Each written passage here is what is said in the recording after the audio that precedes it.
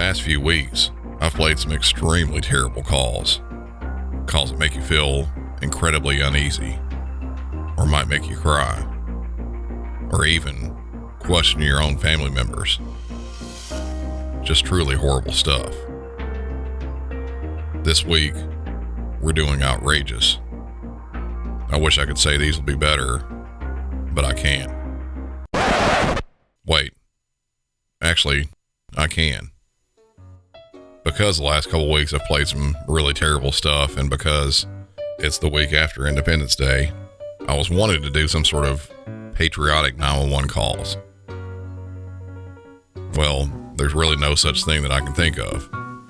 So instead of doing something like that, I'll stick to the whole outrageous 911 calls theme, but instead of shocking in the normal sense, I'll play some of the stuff I found that most of you would never think anyone would call 911 for. But believe me, people call 911 for stuff like this almost every single day. To create a different version of a current lyric, these people didn't understand the assignment. Welcome back to Music City 911. Now these calls, they're things I've just found around the internet. I don't have any info on some of them at all, so you'll just have to take them as they are. There won't be any huge details regarding them, but I think you'll still be quite entertained by them. Anyway, enough of that. Let's get on to the first one. 911, where is your emergency? I don't have an emergency. I'm just trying to find out who I called to find out the score of the Saturday basketball game that was played in Dayton, Ohio. Dayton and Xavier basketball game. Okay, and you're calling 911 for this? Is what? You're calling 911? I don't know who to call. I've called several places and they keep sloughing me off. I just want to find out a simple basketball score from last Saturday. Okay, sir, I'm not sure who to transfer you to because this is 911 for life or death emergency. Okay. Yes, that just happened. People actually call 911 for stuff like that. They want to know the time, the date, the weather, even what time a movie is going to be playing at a certain theater. It's really incredible that so many people are alive in the world who don't know the reason you would call 911. And to continue with something not really the same at all, but still in the same, I guess you could say, world. Here we go on the next one. Hi, ma'am. Can I help you? Yes, would you tell me how to put batteries in my little fan here? It says I have a AA batteries, and on here it says 1 AA plus, and then the bottom says plus AA1. Okay. Now, how do I do that? Did you open it up where the batteries go in? Yes. Okay. Is there any directions as far as which one? Because do you see where the plus is? I see where it's a little round wires. Okay. Are you having trouble putting them in the right way? Yes, I am. I don't know how to put them in. Okay. Well, why don't you try putting them in? Make sure that see the part where the bump is? Right. That should be where it says plus. Does that make, yeah. So wherever it says plus, that should be where the bump is. Okay, and the top one says 1 AA plus. Okay, does it take 1 or 2 batteries? 2. 2 batteries? Yes, and the one at the bottom says plus AA1.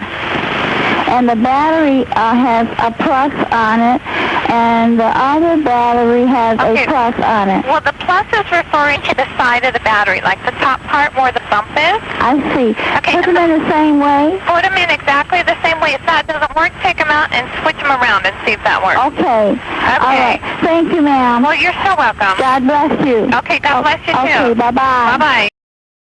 Well, most of the time, if I get a caller asking for something like that, I'll just have to hang up because we're so busy. If it's a nice old lady like that and she's genuinely wanting some help and I can do something for her over the telephone, I might actually try to help her on something like that instead of disconnecting. We're under no obligation to do so, but it's helping somebody out. So as long as, in that case, the 911 call taker did not have a bunch of calls backed up, I don't see too much of a fault in that at all. Kind of glad the lady got us some help. Waukesha Police, this is Joyce. Let me help you. Yeah, hi. I was wondering if you could send an officer over to my place to have somebody physically removed. Who do you want removed? Just a girl. Okay, who's just the girl? Who's the girl you want removed? She's sleeping in my bed, and... Okay, who is she? Her name is, She's in your bed right now? Yeah, and I'm sitting on the couch in the living room talking to you. Okay, how did she get there? Did she come home with you, or?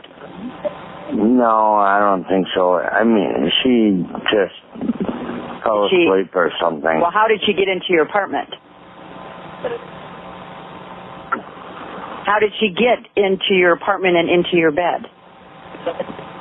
While we were talking, and... Okay, did you bring her home with you? Well, I assume so.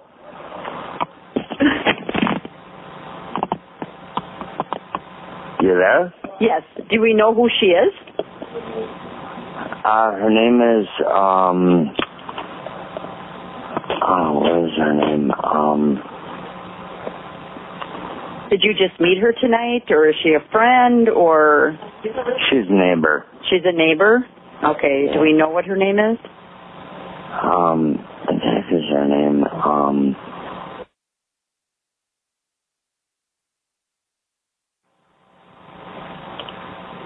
I don't know. Okay, what is your name, sir? Huh? What is your name? I would prefer not to say. Okay, have you both been drinking tonight? Well, I have. Okay. But I don't know about her. She's just snoring away like a train. She's snoring. Okay.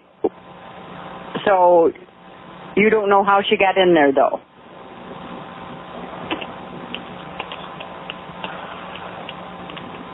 Say it again? You don't know how she got into the apartment? Well, I'm just saying that we were hanging out and stuff like that, and then... And then she just decided to go to bed? Well, pretty much. Okay.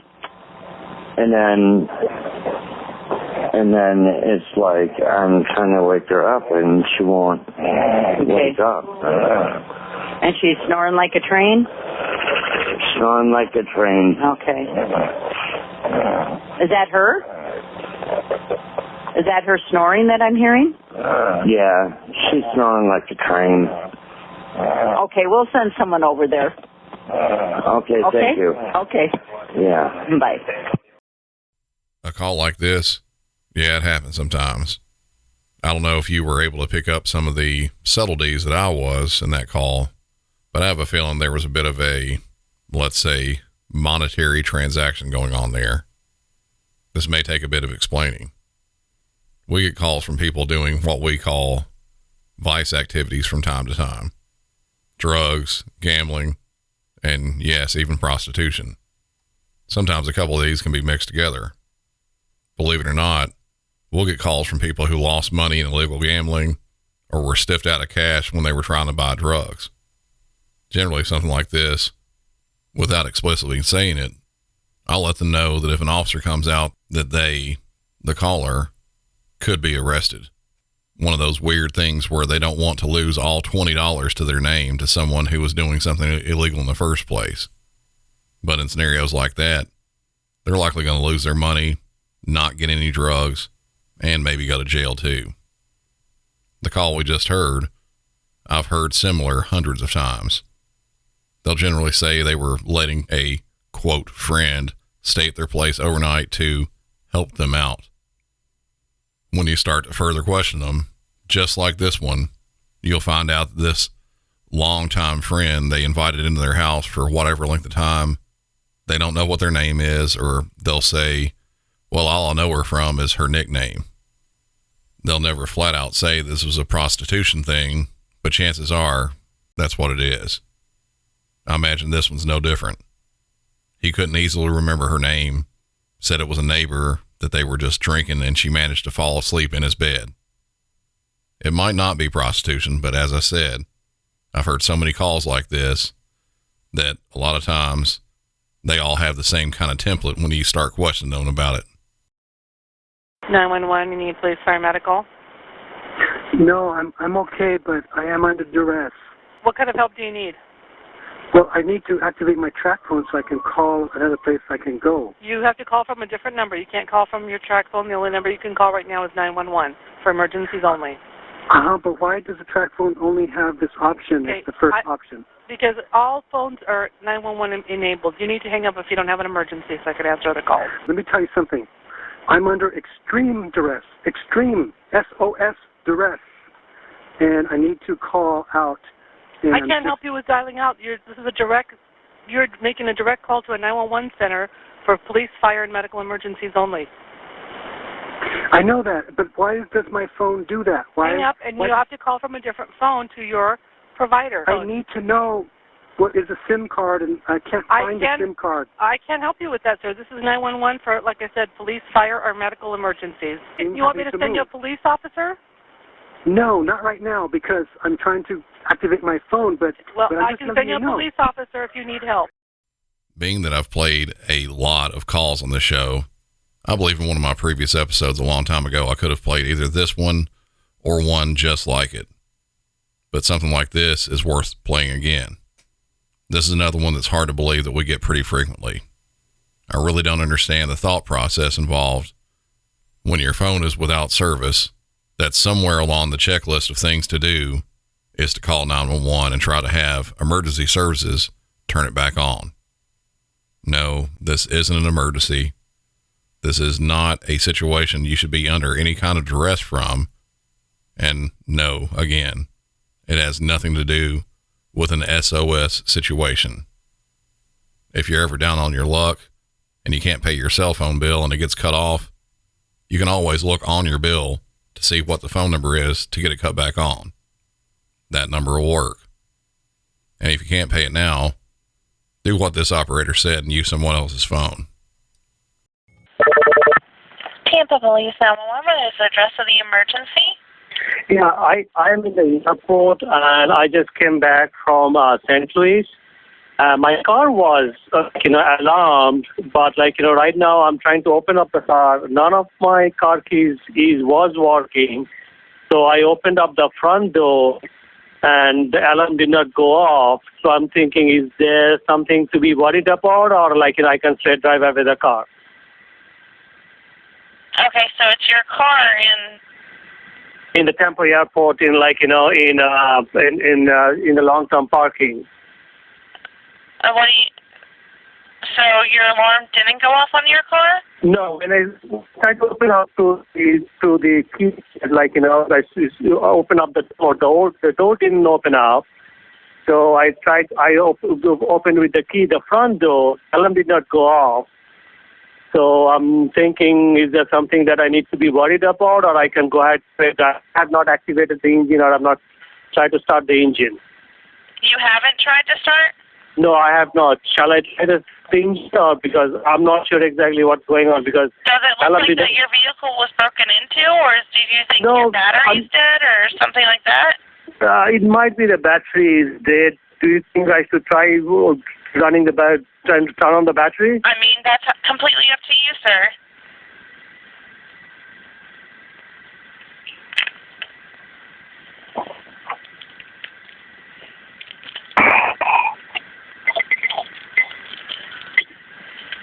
Yeah, the car started. Okay, but your alarm didn't go off? The alarm did not go off. That was surprising.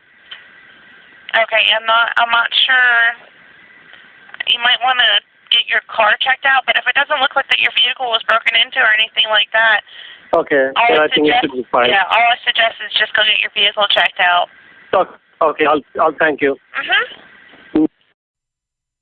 A question you should always ask yourself before calling 911 or even a non-emergency police line, if you're unsure you should call or not, can the police help me with my problem?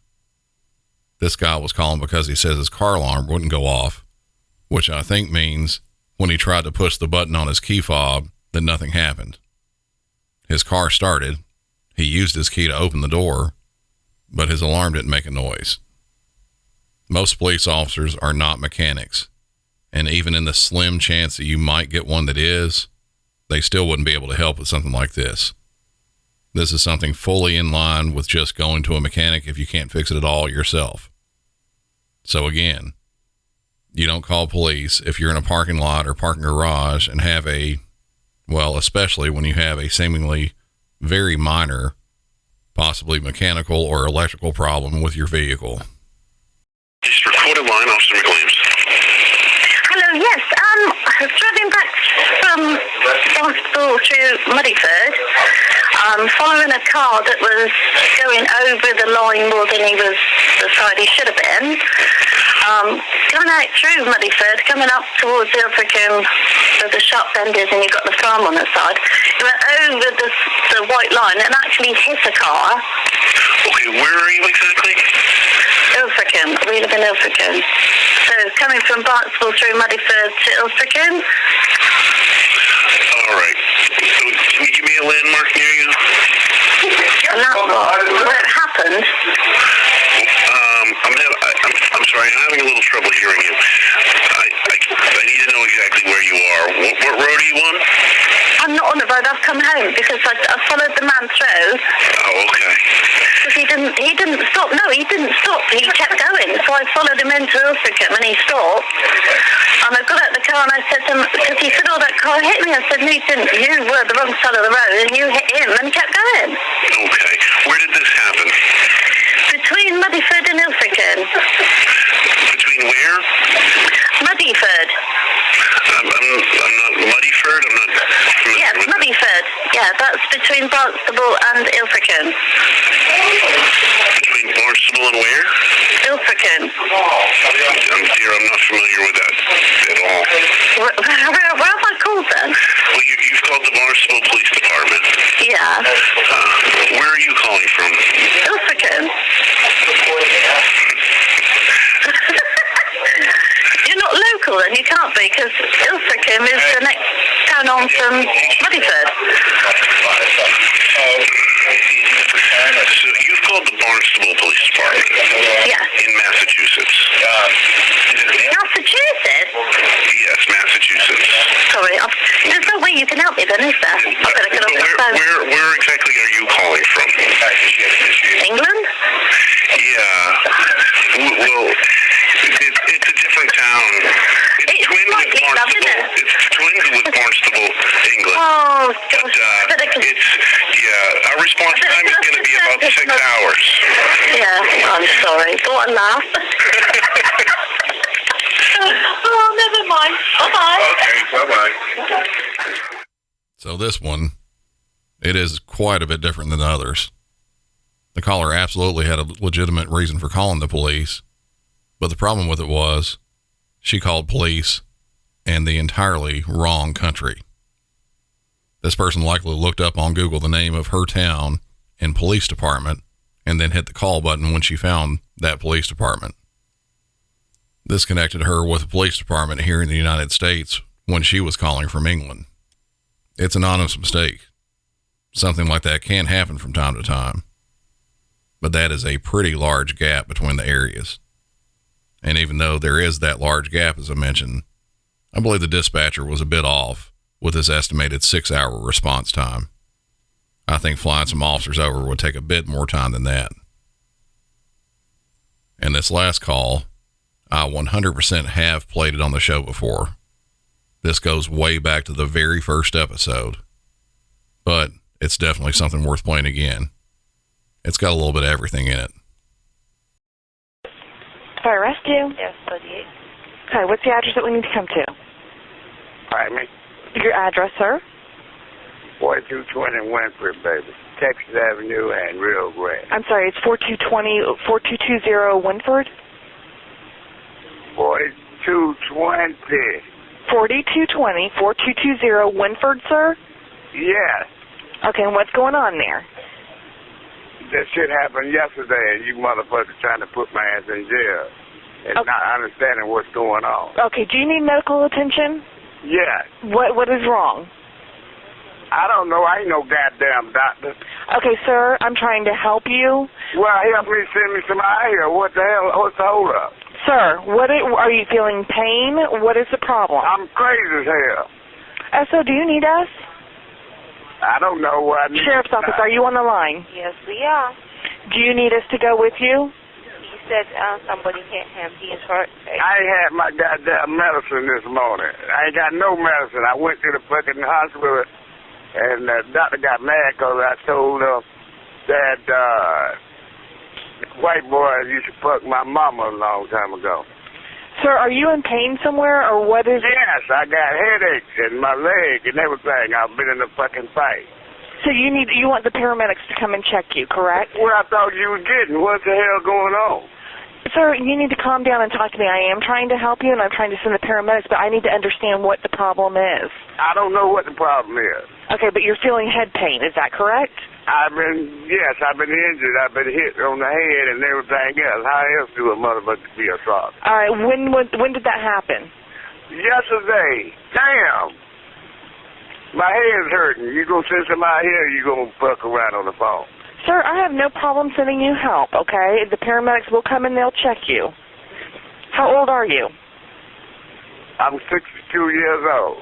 I retired from Diamond Crisis. Okay, and are you in Millennium Point Apartments? Yes. What apartment number are you in? What's going on down there, ma'am? Sir, I am trying to help you. What apartment number are you in? What? But shit, my head is hurting. Can you tell me what apartment number you're in? What? What apartment number are you in? I ain't no goddamn apartment. Are you in Millennium Point Apartments? Motherfucker, what's wrong with your ass? How much schooling have you had? Sir, are you in Millennium Point Apartments? I told you that. Okay, what apartment number are you in? What apartment number are you in? I ain't no goddamn apartment. It's a town house. Okay, what kind of medical history do you have, sir? I don't know. Let them check it out. I ain't no fucking doctor. I ain't no nurse either. Yeah. You anything else you want to know? That's how it's been since we've been. What's your name? I'm Reverend Lowdown. And what's the phone number that you're calling from? I don't know what it is. I gave you the goddamn address. That's enough. Is your phone number 407-883-5636? Well, if you know the fucking number, why you ask me? Because I need to confirm it with you, sir. All right, you got it. Do you not have an apartment number? I ain't got no I don't live in no goddamn apartment. I live in a townhouse, motherfucker. Okay. So? Yeah, we're still here. Sir, do you have a townhouse number? 4220, motherfucker. Okay. So we definitely need you to go with us. We're on our way. Okay. I'll let them know. Sir, stay on the phone with the sheriff's office, okay?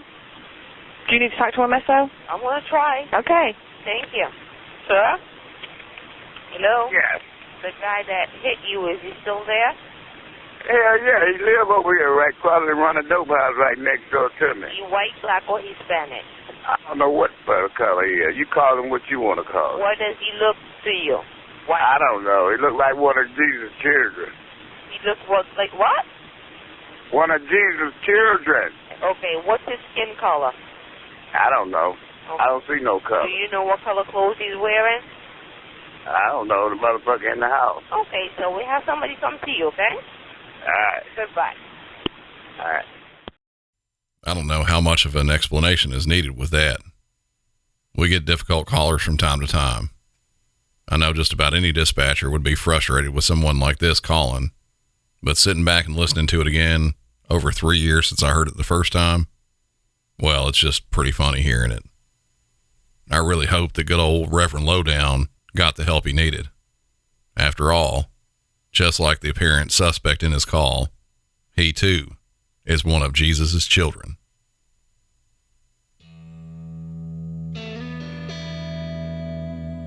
That's going to do it for this one.